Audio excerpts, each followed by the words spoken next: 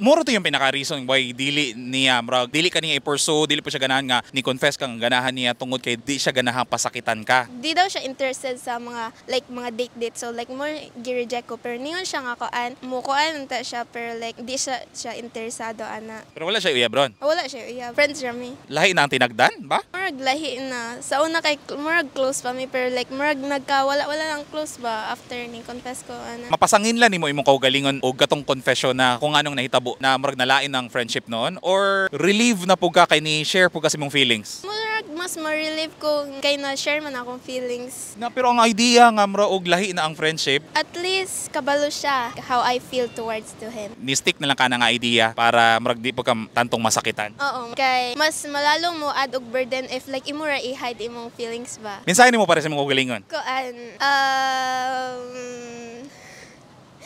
Okay ra ka? Murag di siya okay. kuan Okay ra ka ako na yung hatag. focus study first. Okay ra na. Okay.